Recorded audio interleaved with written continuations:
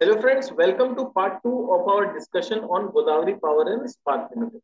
Part 1 में हम लोगों ने जो जो समझा, हम लोगों ने समझा इसका फंडामेंटल एनालिसिस की कंपनी का नंबर्स कैसा है, इनके रिटर्न्स कैसे है, क्या कंपनी प्रॉफिट कमा रही है कि नहीं, शेयर होल्डिंग पैटर्न कैसा है, working capital ratios, cash conversion cycle, ये सब हम लोगों ने समझा। फिर हम लोगों ने समझा कि कंपनी हीरा ग्रुप की कंपनी है। They are total a group of 13 conglomerate of 13 companies. उनके बहुत सारे कारोबार है, स्टील में है, सीमेंट में है। फिर हमने गोदावरी पावर के बारे में समझा कि किस तरह से एक फुल्ली इंटीग्रेटेड कंपनी है, जिनके पास अपने खुद के माइन से खुद का पैलेट्स बनाते हैं और उससे खुद का स्टील वायर्स बनाते हैं। फिर हम लोगों ने realisation volume, sales volume, production volume और रियलाइजेशन का ट्रैक रिकॉर्ड देखा। और उसके हिसाब से हम लोगों ने समझा कि क्यों कंपनी का भी जून क्वार्टर में जो टॉप लाइन आया है वो हिस्टोरिकली इतना हाई आया है। अब हम लोग आगे बढ़ते हैं और समझते हैं कि कंपनी, ये जो भी स्टील कंपनी होती है उनका वैल्यू चेन क्या होता है। यानी ये पूरा जो पार्ट 2 का ये जो सेक्शन है, इसमें हम लोग डिस्कस करने जा रहे हैं कि वैल्यू चेन किस तरह से काम करती है। ठीक है,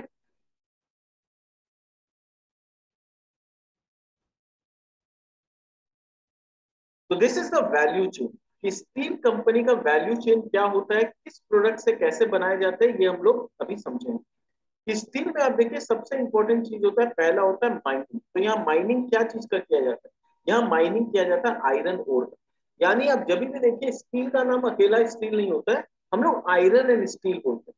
क्योंकि स्टील कोई प्रोडक्ट नहीं है, आयरन बनता है, आयरन को फिर दोबारा से कुछ प्रोसेसिंग करके वहां से स्टील बनाया जाता है।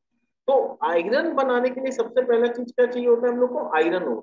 तो माइनिंग हम लोग क्या करते हैं, आयरन ओर का माइनिंग करते हैं। आयरन ओर का माइनिंग करने के बाद दो चीज निकलता है, एक तो आयरन ओर के टुकड़े निकलते हैं, और दूसरा आयरन ओर का क्या होता है, पाउडर्स होता है, पाउडर जैसा गोला, वो निकलता है।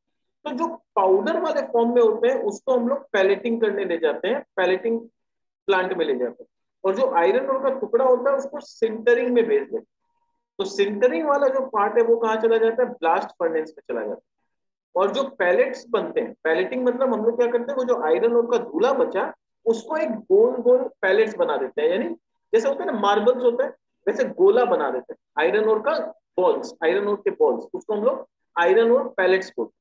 तो वो आयरन और पैलेट्स जो बनते हैं वो ब्लास्ट फर्नेस में भी यूज हो सकते हैं, और इलेक्ट्रिक आर्क फर्नेस का जो रूट होता है, स्टील बनाने का दो तरीका होता है, एक ब्लास्ट फर्नेस का रूट होता है और दूसरा होता है डायरेक्ट रिडक्शन का प्रोसेस, जिसको हम लोग DRI बोलते हैं शॉर्ट फॉर्म में।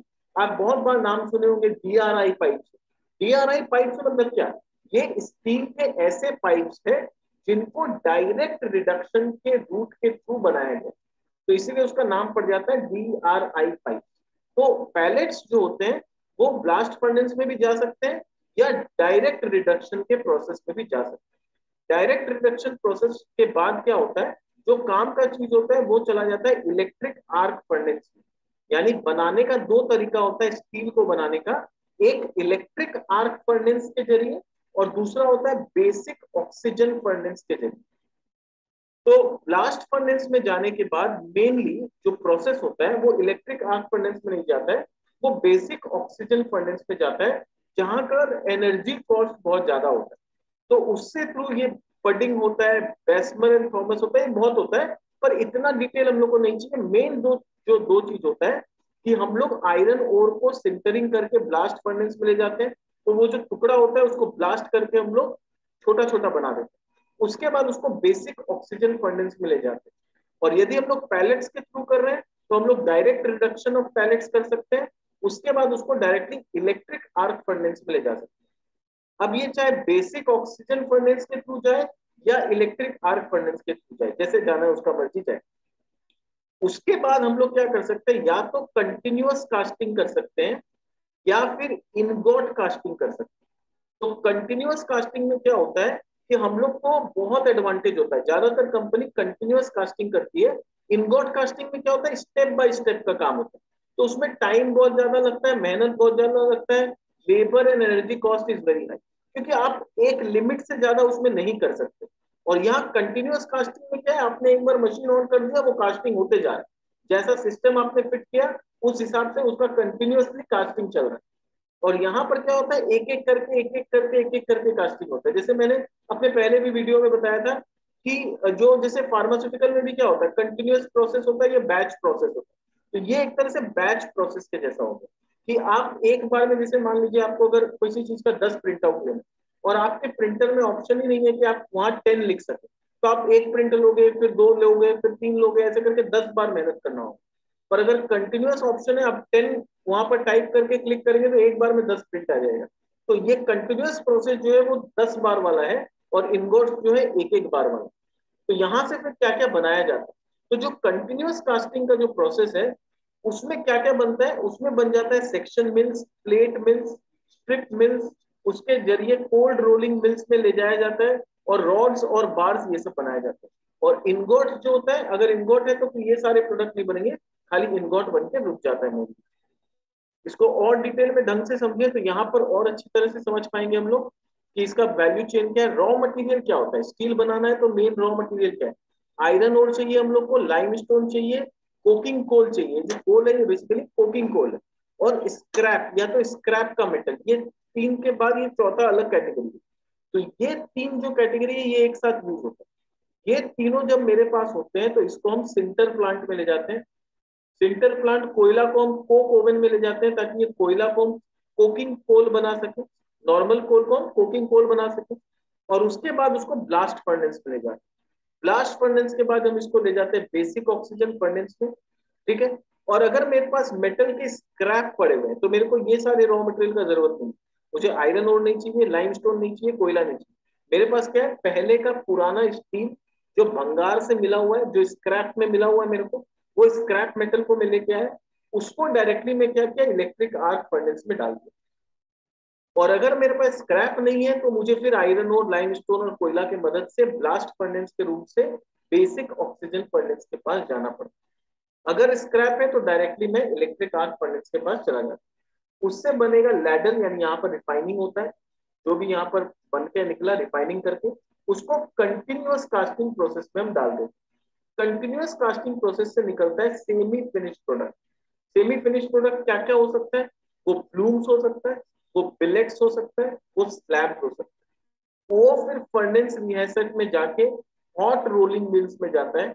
हॉट रोलिंग मिल्स में वो जो स्टील होता है उसका पूरा रोल करके, स्टील को आप जब भी आप बाजार में देखोगे उसका पूरा बड़ा सा रोल आता है।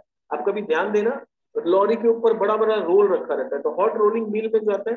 फिर उससे स्टील के मदद से आप क्या बना सकते हो, ये तो था प्रोसेस कि स्टील को रोल करने तक का प्रोसेस। बहुत जन यहाँ तक हॉट रोलिंग मिल्स तक आने के बाद स्टील को ऐसे बेच देते, पर वो जो और भी आगे करते हैं वो इसके बाद भी प्रोडक्ट बनाते हैं, लॉन्ग प्रोडक्ट्स बनाते हैं, फ्लैट प्रोडक्ट्स। अगर आपने हमारा पार्ट 1 वाला वीडियो देखा होगा तो मैंने डिस्कस किया था कि there are two types, long products and flat products. तो लॉन्ग प्रोडक्ट में क्या क्या बनता है, रॉड्स एंड बार्स बनता है और सेक्शंस बनता है। और फ्लैट प्रोडक्ट में क्या बनता है, प्लेट्स बनता है, हॉट रोल्ड बनता है, रोल्ड। और ये रोल से फिर आगे चल के हम लोग लाइट गॉज डेकिंग बना सकते हैं या वेल्डिंग वेल्डेड ट्यूब्स बना सकते हैं। तो ये रोल से फिर हम लोग ये दो प्रोडक्ट और आगे चल के बना सकते हैं। तो ये है complete value chain of steel making process, कि किस तरह से आयरन और पैलेट्स, बिलेट्स, ये सब जो वर्ड्स है जो हम लोगों ने इस कंपनी के बारे में पढ़ा कि लोग आयरन और माइनिंग करते हैं, फिर आयरन और का पैलेट्स बनाते हैं, फिर बिलेट्स बनाते हैं, फिर यहाँ पर ब्लूम्स बनाते हैं, फिर इनका एचबी वायर्स बनाते हैं। ये जो भी हम लोगों ने ये प्रोडक्ट पढ़ा वो सारा कुछ इस वैल्यू चेन से रिलेटेड। तो उम्मीद करता हूँ कि आपको वैल्यू चेन बहुत अच्छा से समझ में आ गया हो। आगे बढ़ते हैं। अब एक एक करके देखते हैं कि पैलेट्स किसको बोलते हैं। तो पैलेट्स क्या होता है, pellets are small balls of iron ore used in the production of steel. ऐसे छोटे छोटे बॉल्स होते हैं जो कि स्टील के प्रोडक्शन में इस्तेमाल होते हैं।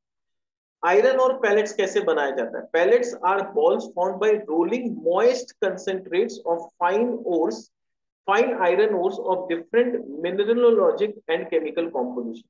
यानी जो कंसेंट्रेट फाइन आयरन ओर्स का जो कंसेंट्रेट होता है उसको हम लोग थोड़ा सा वहां पर मॉइस्ट करके उसको रोलिंग करके ऐसा बॉल बनाते हैं, with addition of additives and binders. Additives और बाइंडर का इस्तेमाल बनाने में यूज होता है। What are they used for? The pellets are used in production of steel, which is used in construction of bridges, cars, planes, bicycle, etc. Iron और किस काम में यूज होता है, it is the primary source जिससे iron या steel को बनाया जाता है। आयरन और स्पॉन्ज आयरन में क्या डिफरेंस है, कि जो आयरन और पैलेट जो होता है ये हम लोग क्या काम में लेते हैं, रिडक्शन करने। आफ्टर रिडक्शन ऑफ आयरन और pellet the product resembles sponge. तो आयरन और पैलेट्स का हम लोग रिडक्शन करने के बाद क्या होता है, जो प्रोडक्ट निकलता है आयरन, वो बहुत स्पॉन्जी होता है, स्पॉन्जी, इसीलिए इसका नाम पड़ता है स्पॉन्ज आयरन। ठीक है।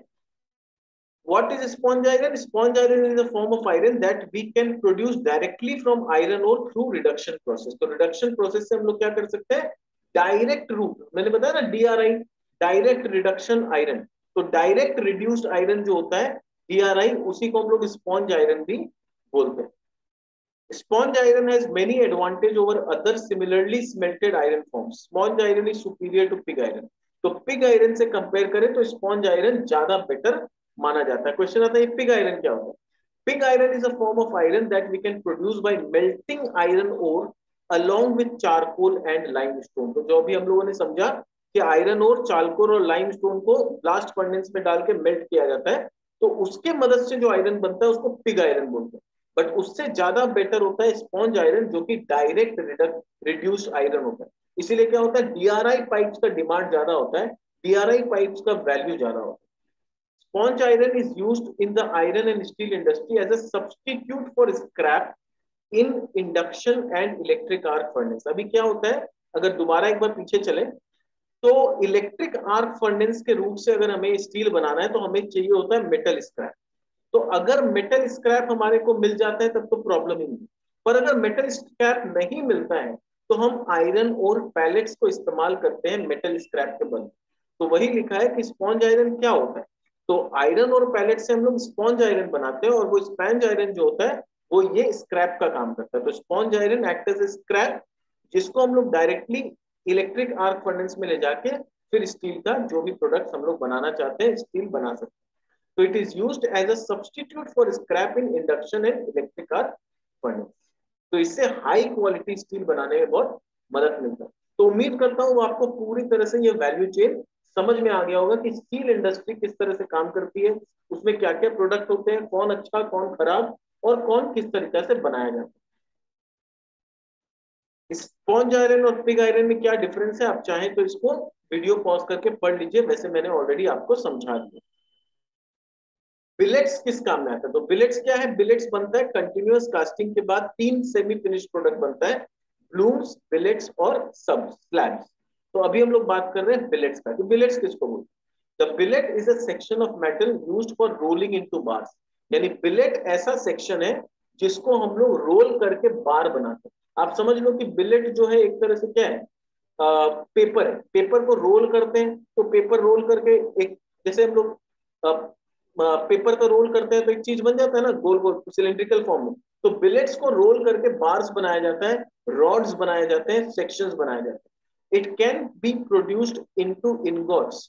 इससे इनगॉट्स भी बनाया जा सकता है, या directly by continuous casting. Ingots के जरिए भी बिलेट्स बना सकते हैं, या फिर डायरेक्ट कंटिन्यूअस कास्टिंग के जरिए भी बना सकते हैं। ठीक है, तो दोनों तरीका से ये बनाना पॉसिबल, चाहे हम इनगॉट के जरिए बनाए या फिर हम डायरेक्ट कंटिन्यूअस कास्टिंग के जरिए बनाए। Billet is a form of material that does not necessarily indicate the manufacturing process of the final product. Ingot क्या होता है? Ingot is a mass of metal that has been cast into a particular shape and size.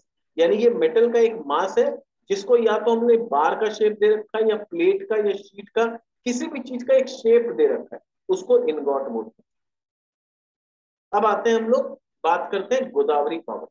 तो Godavari power का जो performance है Q1 में कैसा रहा, तो इनका आप देखोगे रिवेन्यू हाईएस्ट एवर रहा, इबिटा क्वार्टर ऑन क्वार्टर 16% बढ़ा, पैट 5% बढ़ा, highest ever quarterly iron ore का माइनिंग 13% से माइनिंग इनका बढ़ा, हाईएस्ट एवर क्वार्टरली आयरन और पैलेट्स का प्रोडक्शन इन्होंने किया, और स्पॉन्ज आयरन का प्रोडक्शन भी हाईएस्ट एवर हुआ। तो Q1 में इनका जो प्रोडक्शन बोलिए या जितना ग्रोथ आया वो हाईएस्ट आया, that is very good. Update, management ने क्या टारगेट ले रखा है पूरा FY23 के लिए, और करंटली इन्होंने एक क्वार्टर में उसमें से कितना पोर्शन अचीव किया। तो आयरन और माइनिंग में उन्होंने टारगेट ले रखा है कि वो लोग 2.7 से 2.9 मिलियन टन का ये लोग प्रोडक्शन करेंगे, जिसमें ऑलरेडी Q1 में इन्होंने 7,60,000 के आसपास का प्रोडक्शन कर दिया। आयरन और पैलेट्स का इन्होंने टारगेट ले रखा है 2.4 मिलियन टन का करेंगे, उसमें 6,67,000 टन वो लोग इसी क्वार्टर में अचीव कर लिए।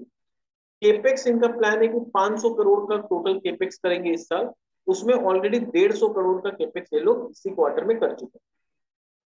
जो इनका HFAL में स्टेक है और अलोक फेरो अलॉयज में इनका स्टेक है, उसको ये लोग कंसोलिडेट करेंगे। तो 78.9% consolidation in Alok ferro alloys in Q1. Stake in HFAL also increased from 75 to 91.82. तो अलोक में भी अपना होल्डिंग इन्होंने कंसोलिडेट किया है और HFAL बोल के इनकी जो सब्सिडरी है उसमें अपना होल्डिंग 75% से 91.82% ऑलरेडी ये लोग कर दिया। अलोक फेरो अलॉयज क्या है?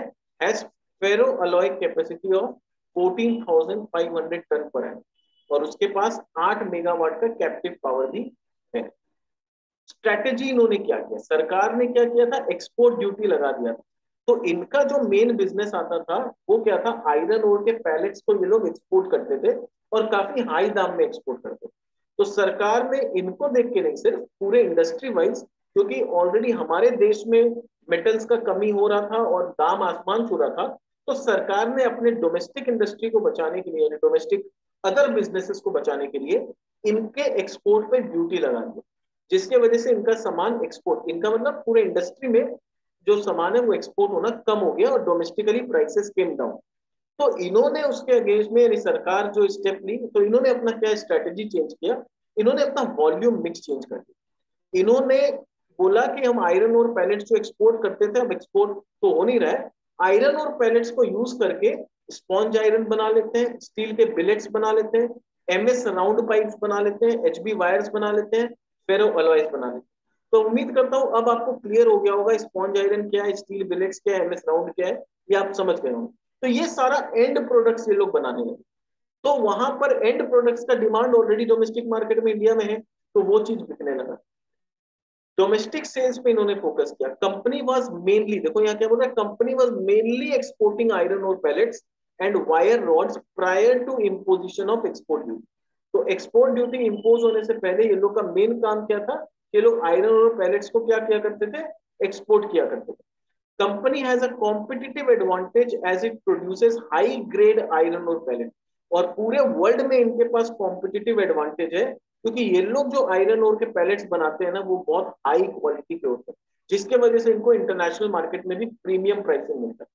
Sales of pellets and wire rods have been diverted into local market. तो पैलेट्स का सेल हो या वायर रॉड का सेल हो जो एक्सपोर्ट नहीं हो पा रहा है वो लोकल मार्केट में ये लोग बेच दे रहे हैं।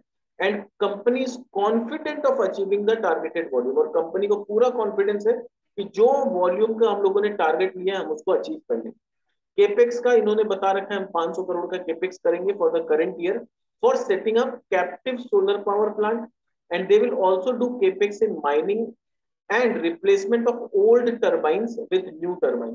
तो पुराने इनएफिशिएंट टर्बाइन को हटा के नया टर्बाइन ये लोग लगाएंगे। और ग्रीन फील्ड स्टील प्रोजेक्ट का इनका एक और प्लांट आने वाला है। ग्रीन फील्ड मतलब क्या होता है, जब आप एकदम नया जमीन खरीद के नई तरीके से कोई प्लांट लगाते हैं उसको बोलते हैं ग्रीन फील्ड एक्सपेंशन या green field capex. Brown field expansion क्या होता है, आपका ऑलरेडी जमीन खरीदा हुआ है, उसमें ऑलरेडी आपका फैक्ट्री है, पर थोड़ा सा जमीन या छोटा सा प्लॉट खाली पड़ा है, उसी जमीन में आपने एक और प्लांट लगा दिया, उसको बोलते हैं ब्राउन फील्ड एक्सपेंशन। आपने नया कोई जमीन नहीं खरीदा, पुराने वाले प्लांट में एक आधा कैपेसिटी और बढ़ा दिया, एक आधा मशीन और बढ़ा दिया, उसको ब्राउन फील्ड एक्सपेंशन बोलते हैं। So project is still under evaluation process and the final project size will be depending upon evolving market condition. तो project अभी भी evaluation process में है और पूरा डिपेंड करेगा कि मार्केट कंडीशन अगर इवॉल्व होगा तो ये लोग डिसाइड करेंगे कैपेसिटी बढ़ाने का, वरना अभी थोड़ा सा ड्रॉप कर देंगे या बैकआउट हो जाएंगे। केपेक्स का इनका क्या प्लान है, तो आयरन ओर का माइनिंग, क्रशिंग और बेनिफिक्शन फैसिलिटीज में FY22 में 2.1 MTPA का इनका कैपेसिटी था। FY23 में इसको बढ़ा के 3.05 करने का इनका विचार है। उसमें टोटल खर्चा कितना आएगा, 125 करोड़ का आएगा, ये मिलियंस में दिया हुआ है। FY22 में इन्होंने 34 करोड़ रुपए ऑलरेडी खर्चा कर दिया है। अभी एक क्वार्टर में 22 करोड़ रुपए ऑलरेडी खर्चा हो गया है और नेक्स्ट 9 महीना में 69 करोड़ रुपया और खर्चा करने का plan. Mining production ramp up होगा second half of the in second half beneficiation plant at mine to commission in second half of FY20. Second half मतलब October onwards. Capex increased on account of setting up plant at mine. Sponge iron का capacity 0.5 million ton से 0.6 million ton करना है इनको। Steel billets का capacity भी 0.4 ही रहेगा, तो यहाँ कुछ खास चेंजेस नहीं आ रहा है। पर यहाँ केपेक्स है 60 करोड़ का टोटल, उसमें से 30 करोड़ इन्होंने पिछले साल खर्चा किया, 5 करोड़ अभी खर्चा कर दिया। पावर प्लांट का इनका कैपेसिटी 73 मेगावाट का है, फेरोअलॉयज का सेम रहेगा, और जम्बुआ पावर प्लांट में 25 मेगावाट का कैपेसिटी इनका रहेगा। तो ये कैसे आएगा, एक्विजिशन ऑलरेडी कंप्लीट हो चुका है। फेरोअलॉय का capex for debottlenecking for improving production efficiency, तो ये सारा काम ये लोग करेंगे। ड्राइवर्स ऑफ परफॉर्मेंस, क्या चीज इनको ऐसा लग रहा है कि आगे चल के इनका बिक्री को बढ़ाएगा, इनके बिजनेसेस को इंप्रूव करेगा? तो iron ore mining as well as iron ore pellets production have increased by 13% and 9% quarter on quarter. तो ये बता रहा है कि there is a improvement in business metrics. Also there has been significant increase in production of other products like sponge iron, steel billets, MS round. ये सारे product का production काफी बड़ा है। अगर इसको नंबर वाइज क्वांटिफाई करना है तो आप हमारा पार्ट 1 वाला वीडियो जरूर देखिए, वहां पर हम लोगों ने क्वांटिटी पूरा दिखाया है, ये समझाया है।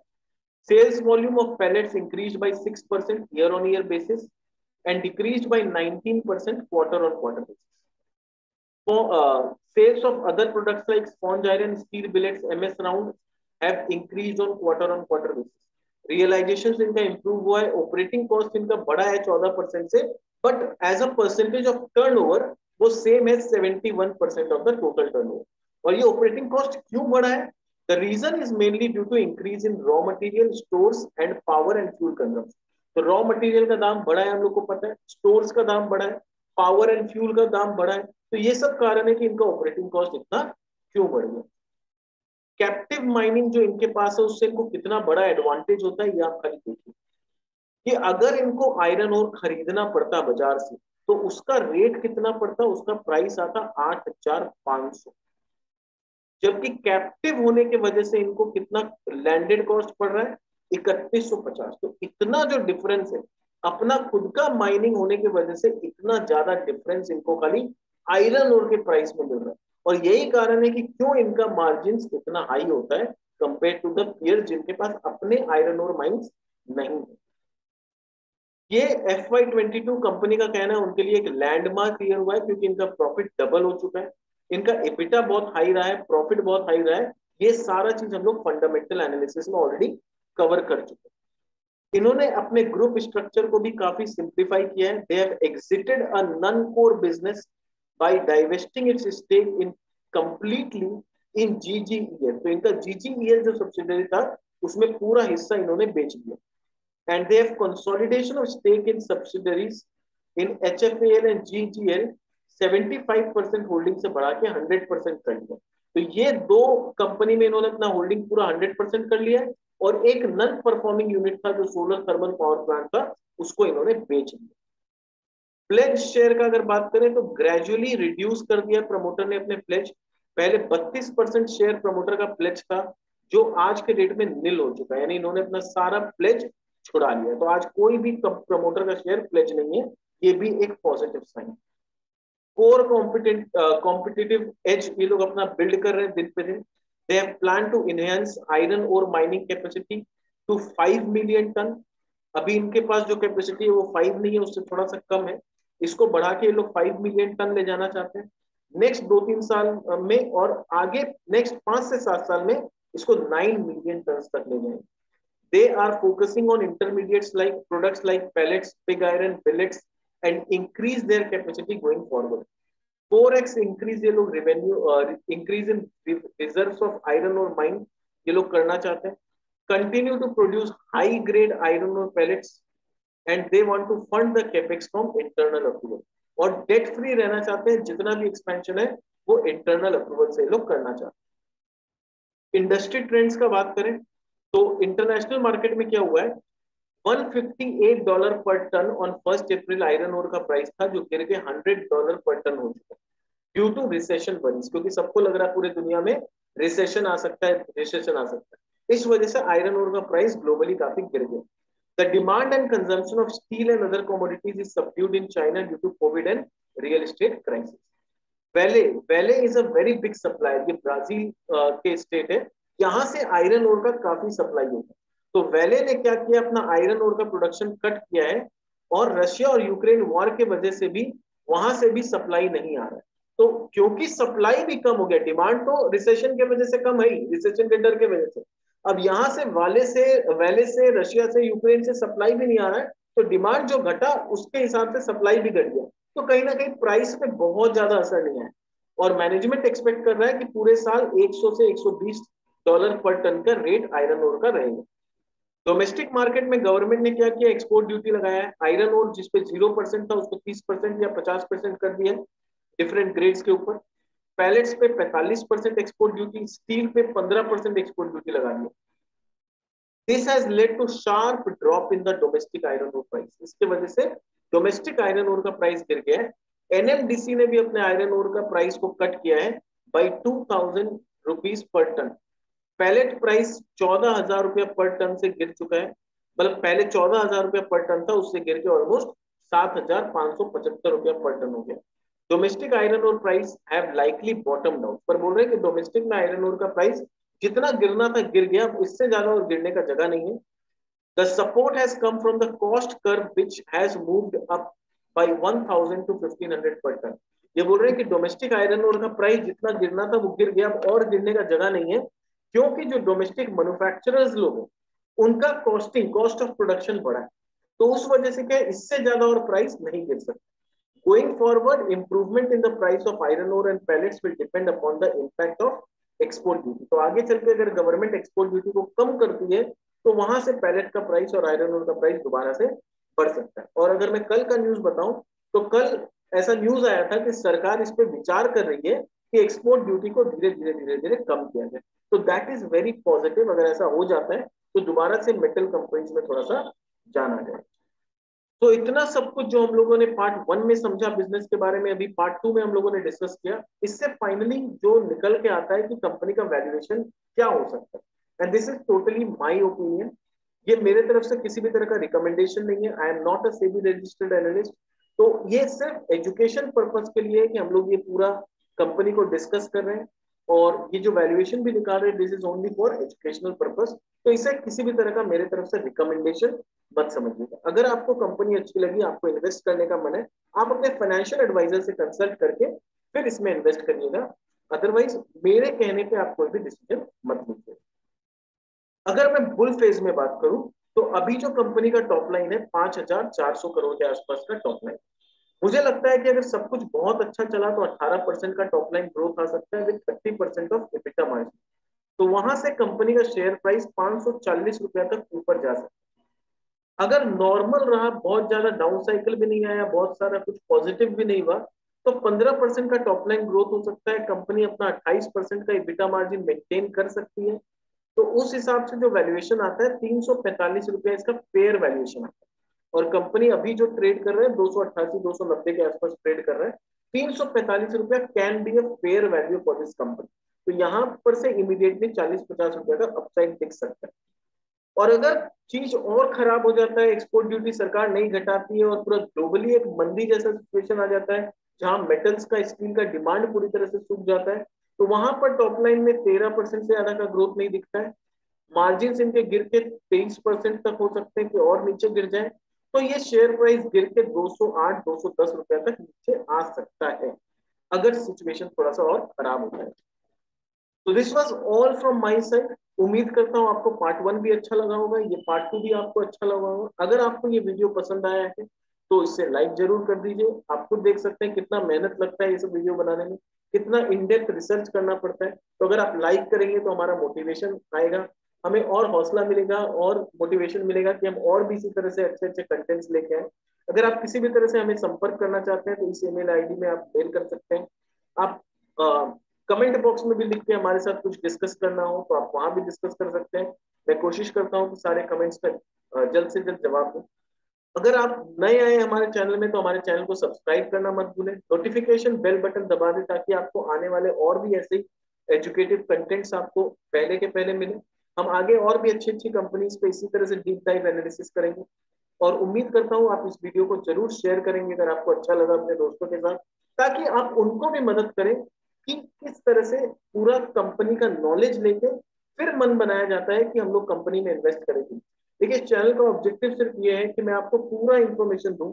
वीडियोस लंबे होते हैं बट ऑब्जेक्टिव होता है कि आपको पूरा इंफॉर्मेशन मिले, और तब जाके अपने मेहनत का सेविंग्स आप किसी कंपनी में लगाएं। किसी 2 4 5 मिनट का वीडियो के बेसिस पे, इन इनएडुकेट इंफॉर्मेशन के बेसिस पे या इनकम्प्लीट इंफॉर्मेशन के बेसिस पे आप अगर पैसा लगाते हैं ना, तो आप मिसगाइड होकर पैसा लगाते हैं, तो वहां पर क्या है, नुकसान होने का चांसेस बहुत होता है। थैंक यू सो मच, मिलते हैं हमारे नेक्स्ट वीडियो में किसी नई कंपनी के साथ। तब तक के लिए बाय बाय।